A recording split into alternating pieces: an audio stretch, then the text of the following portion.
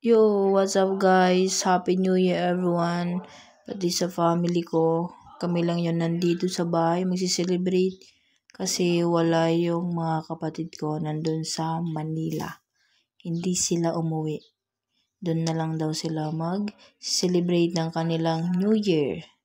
Dito nga pala kami sa balcony namin natutulog kasi sa loob mainit. Kasi dito open air.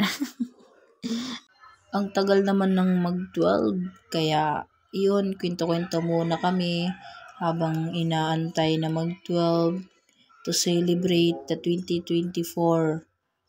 Kaya kwento-kwento muna para hindi mainip si mama, tulog-tulugan.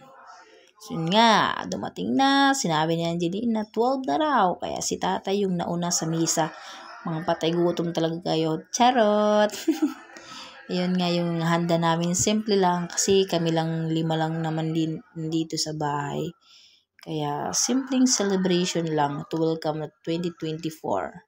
Si Tatay Puto talaga yung inuna kasi wala siyang buhok. Chayot! Ayan.